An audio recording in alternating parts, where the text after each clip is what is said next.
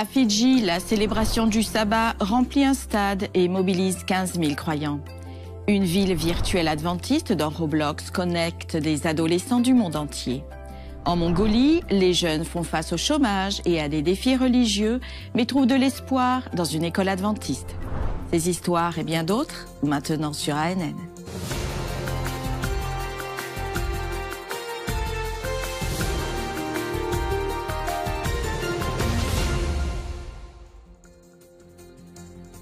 Bienvenue dans un nouvel épisode d'ANN. L'Église adventiste utilise Roblox, une plateforme de jeux en ligne populaire, pour lancer Advent City.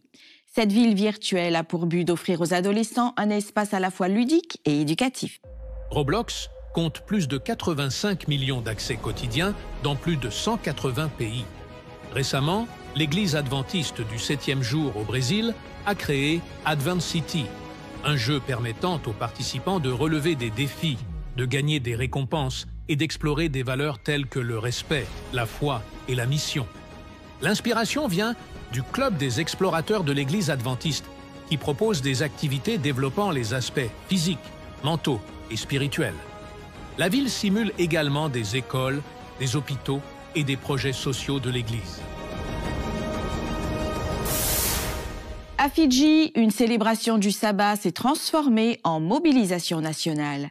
L'événement a rassemblé des croyants de différentes ethnies et cultures lors d'une rencontre qui a mis en valeur la force de l'Église adventiste du 7e jour dans la région.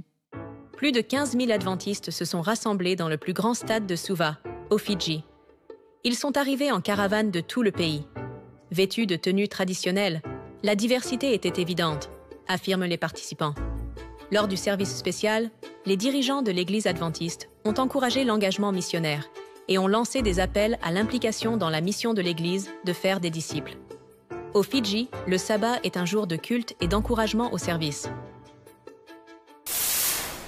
Le concile annuel de cette année a rassemblé des dirigeants adventistes de tous les continents au siège de l'Église adventiste aux États-Unis pour une semaine de culte et de réunions administratives.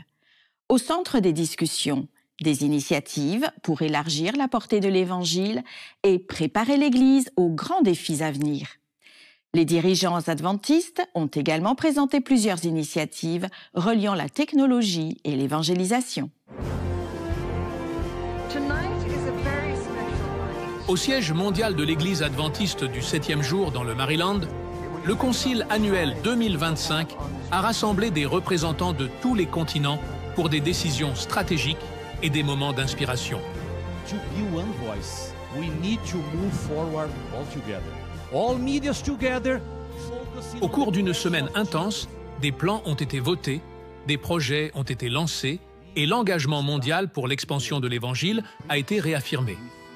Des discours en séance plénière aux réunions dans les couloirs, l'atmosphère était empreinte d'urgence. L'appel est clair: faire avancer la mission, partout et à tout moment. Sur scène, 117 Bibles différentes, chacune représentant une partie du monde. Parmi elles, une Bible offerte aux soldats en Ukraine et une autre d'Éthiopie, avec une couverture sculptée à la main. Selon le président de la conférence générale, le pasteur Ayrton Köhler, ceci est un symbole d'unité en Christ. Je tiens simplement à souligner que la meilleure image de notre Église internationale, de notre Église mondiale, est la parole de Dieu. Nous sommes unis par la parole de Dieu. Voyez ces Bibles ici. Intégrés pour la mission figurait parmi les thèmes centraux. Il souligne la valeur de la collaboration pour réussir dans le ministère. Chaque réunion et présentation a renforcé la nécessité de préparer l'Église à servir sur tous les continents et dans toutes les cultures, sur toutes les plateformes et pour tous les groupes d'âge. L'un des lancements les plus attendus était Une Voix 2027. Cette campagne mondiale d'évangélisation numérique est prévue pour septembre 2027 et constitue un appel mondial à proclamer l'espoir d'une seule voix. La date est significative car elle cherche à célébrer le 2 millénième anniversaire du baptême de Jésus, selon l'évangile de Luc. Le projet vise à atteindre des milliards de personnes simultanément avec des messages centrés sur le Christ, par le biais de la télévision, de la radio et des réseaux sociaux. Le plan mobilisera plus de 180 000 églises locales dans le monde entier. D'autres ressources seront développées en préparation de l'événement. La célébration du 30e anniversaire du ministère des femmes de l'Église adventiste a été un autre point fort du moment. Des femmes de diverses cultures ont défilé avec des drapeaux et des tenues traditionnelles, rendant hommage à la contribution féminine à l'évangélisation dans le monde. Les rapports ont mis en lumière les efforts contre la violence, pour la santé, l'alphabétisation et le discipulat dans les prisons, les écoles et les villages éloignés.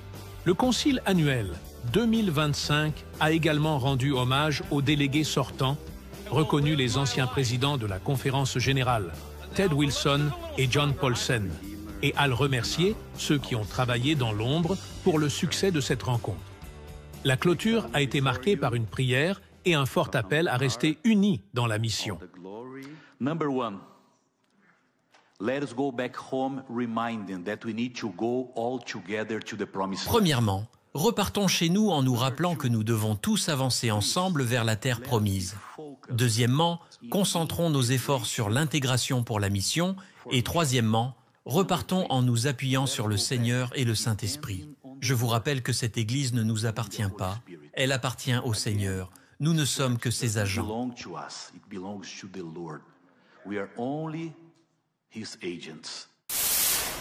ADRA, le bras humanitaire de l'Église adventiste, forme des femmes à travers le monde afin qu'elles puissent, à leur tour, en accompagner d'autres et transformer leur communauté. Je m'appelle Sonia Fiuna-Evelyn et je suis la vice-présidente du développement durable à ADRA International. Je travaille avec des leaders et des équipes du monde entier qui conçoivent les programmes et les projets percutants d'ADRA. Je fais partie d'ADRA depuis plus de 16 ans. Ce qui m'a amené ici, c'est le travail impactant, la mission de l'organisation et comment cela est lié à mes objectifs personnels dans la vie, qui est d'être au service des autres. Je suis née en Sierra Leone, en Afrique de l'Ouest. Quand j'avais 9 ans, nous avons déménagé aux États-Unis. Et la vérité, c'est que j'ai eu beaucoup de chance. Beaucoup de membres de ma famille et d'amis n'ont pas eu cette chance. Et connaître les luttes qu'ils ont traversées, que ce soit à cause de crises, de guerres ou de famine, est vraiment au cœur de la raison pour laquelle je veux continuer à faire le travail que je fais. Je suis arrivée en tant que conseillère technique pour la santé et je suis tombée amoureuse de ce travail. De nombreux moments ont été très gratifiants et épanouissants. Je me souviens de la formation sur la maternité sans danger, en particulier sur l'accouchement en toute sécurité. J'étais dans cette partie du monde où les pratiques pour l'accouchement étaient nuisibles. Quand une femme était en travail trop longtemps, parfois le mari ou des membres de la communauté poussaient sur son ventre pour faire sortir le bébé. À la fin de cette formation, ils ont tous dit que cette formation allait avoir un impact générationnel sur la façon dont nous traitons les femmes et les enfants. Et elles n'ont plus à mourir parce qu'elles ne peuvent pas accoucher en toute sécurité. La leçon la plus importante que j'ai apprise est qu'en réalité, partout dans le monde, les gens sont les mêmes.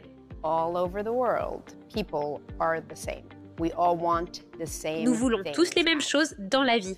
La seule différence réside dans notre capacité à y accéder. La plus grande réalisation d'ADRA au cours des 40 dernières années n'est pas une chose en particulier. C'est notre profondeur et rigueur de travail. Nous sommes vraiment les meilleurs de notre catégorie. Ce sont les endroits où nous allons. Nous allons là où d'autres organisations ne prennent même pas la peine de s'y rendre. Je voudrais que la mission d'ADRA à l'avenir se concentre sur les femmes et les filles, l'équité, l'arrêt de la violence basée sur le genre, l'émancipation d'un maximum de femmes et de filles dans le monde. Nous irons encore plus loin dans la prochaine phase d'ADRA. Nous briserons les barrières.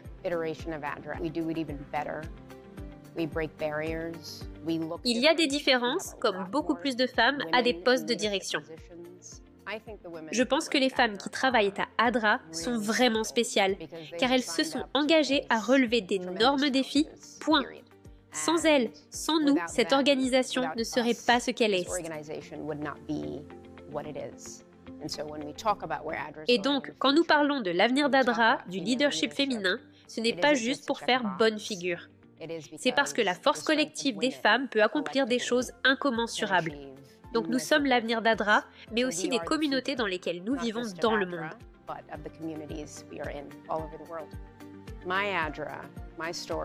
Mon Adra, mon histoire est de continuer à réaliser autant de changements positifs que possible pendant mon temps ici. Je m'appelle Sonia Fana Evelyn et je suis Adra. En Mongolie, une école adventiste propose une formation professionnelle aux étudiants.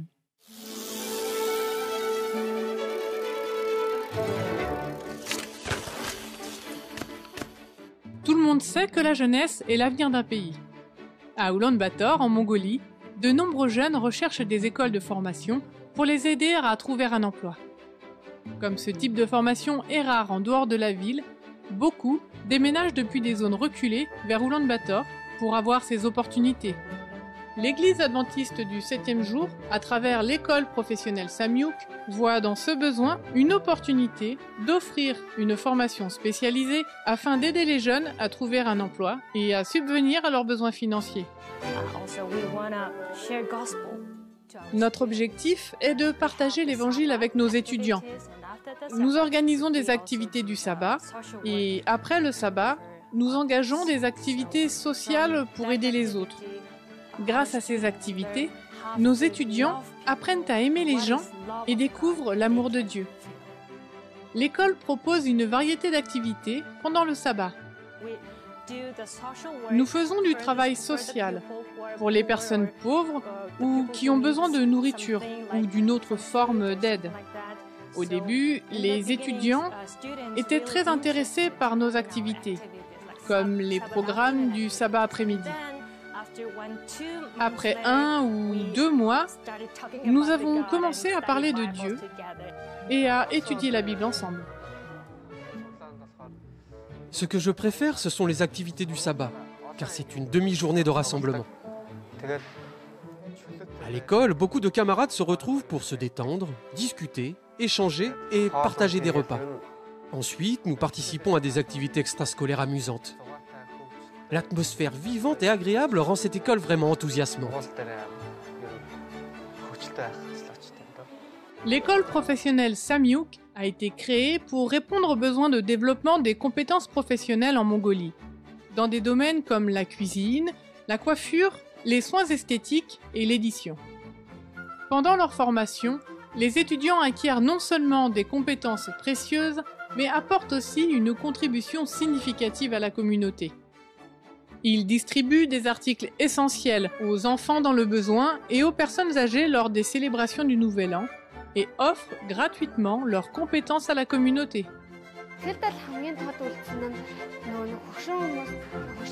En distribuant des produits alimentaires fournis par des familles bienveillantes à ceux qui en avaient besoin, un vieil homme a fondu en larmes en disant combien cela faisait du bien d'avoir une visite.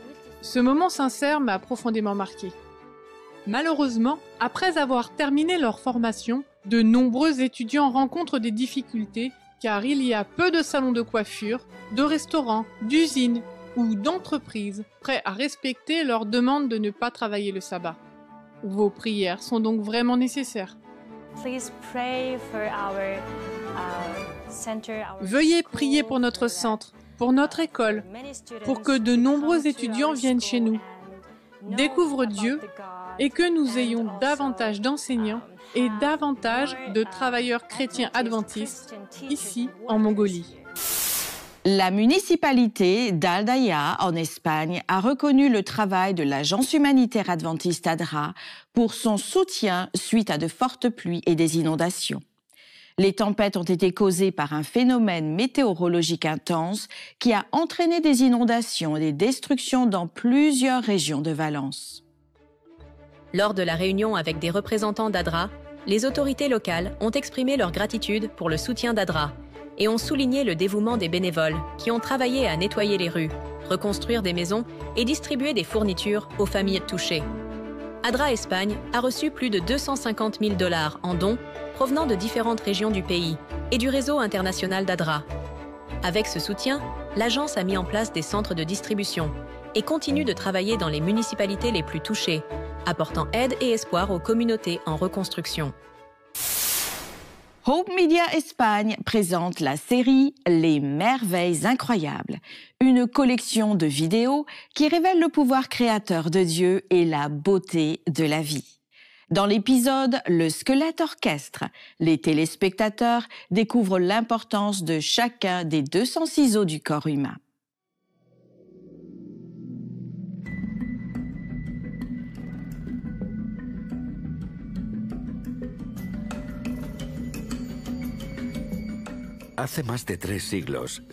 Il y a plus de 3 siècles, Isaac Newton a écrit que, en l'absence de toute autre preuve, mon pouce seul me convaincrait de l'existence de Dieu.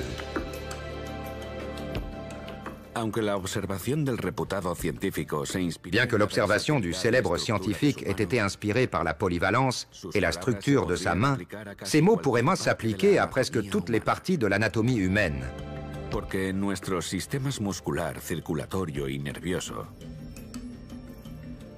Car dans nos systèmes musculaires, circulatoires et nerveux, dans notre sens de la vue, de l'ouïe, du goût et de l'odorat, et dans la gamme de connexions et de réseaux neuronaux de notre cerveau humain, nous avons été dotés d'une richesse de merveilles biologiques qui nous permettent de survivre et de surmonter les défis souvent écrasants de la vie sur Terre.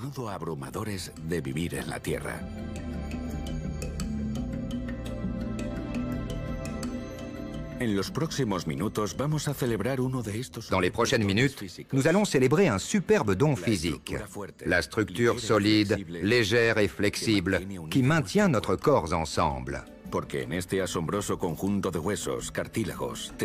Parce que dans cette incroyable collection d'os, de cartilage, de tendons et de ligaments, nous découvrirons une impressionnante gamme de composants intégrés, tous conçus et organisés pour faciliter chaque mouvement que nous faisons.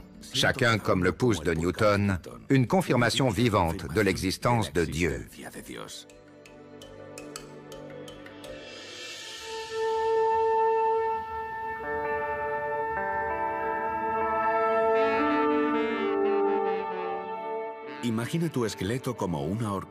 Imaginez votre squelette comme un orchestre, avec chacun de vos 206 os comme un musicien hautement qualifié, conçu pour jouer un rôle spécifique. Asseyez-vous, détendez-vous et contemplez le miracle qui a permis à cette impressionnante collection de pièces individuelles d'être assemblée un jour pour créer l'extraordinaire structure de votre corps.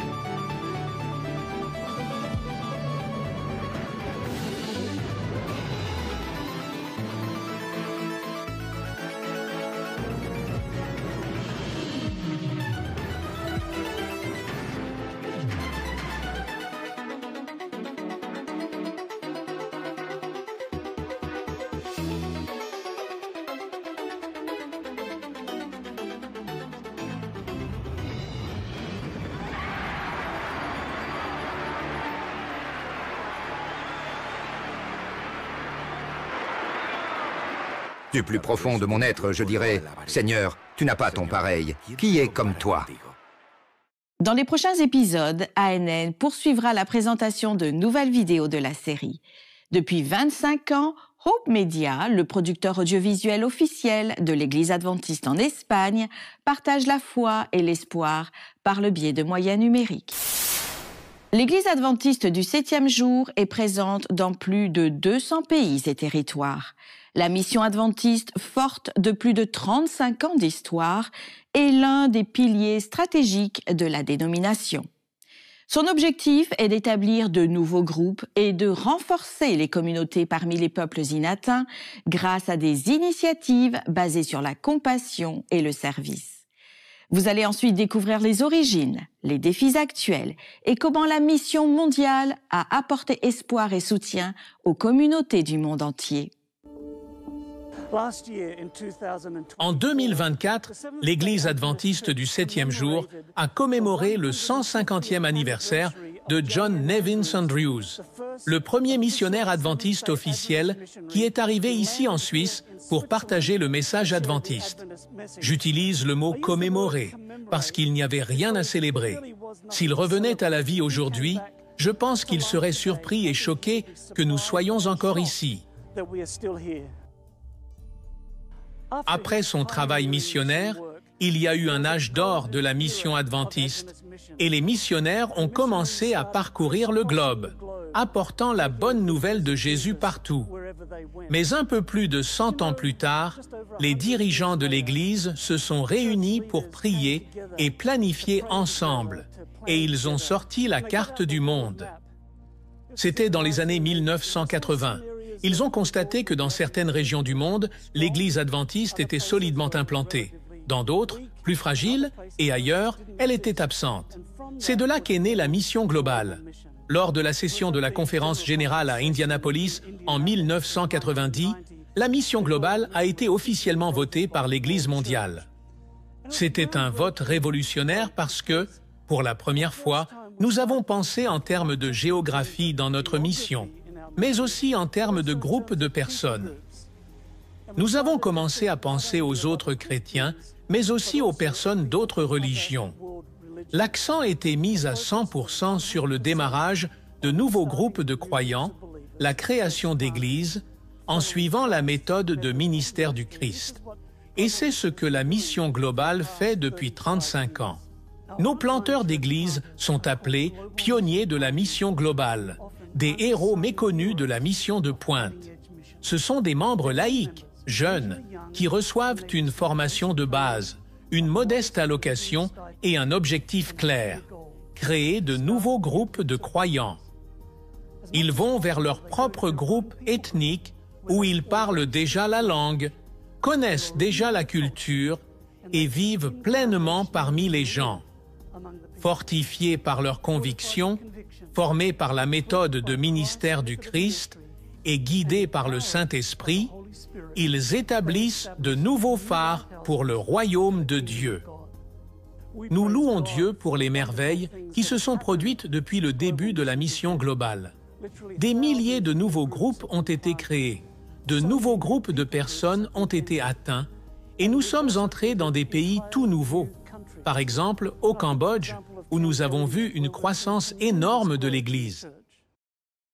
Lorsque la mission globale a démarré, il n'y avait pas d'église là-bas, mais les pionniers de la mission globale ont rapidement changé ça.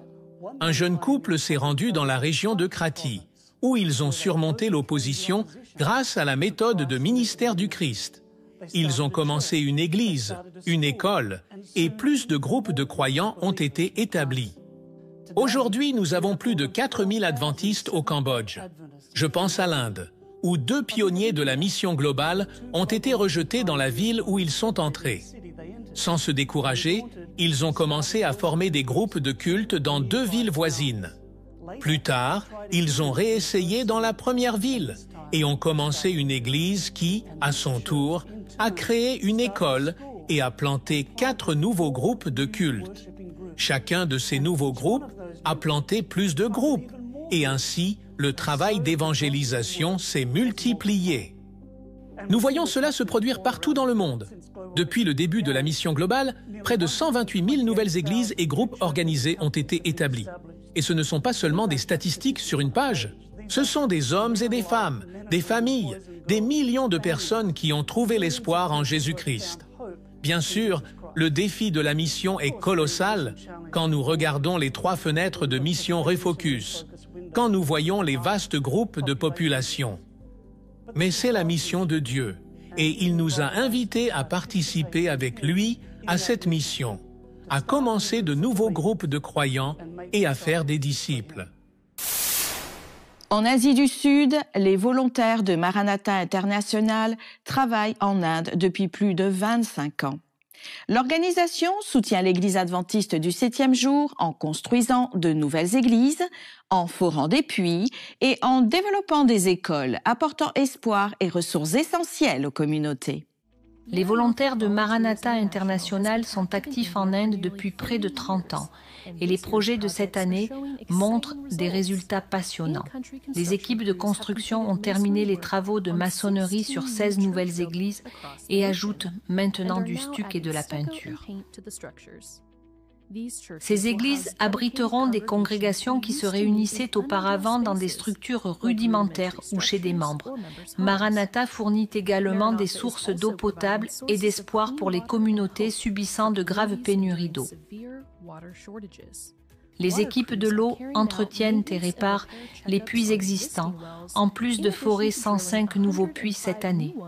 Maranatha a aussi réalisé des progrès incroyables sur le centre d'éducation élémentaire de l'Académie adventiste de Pine Hill.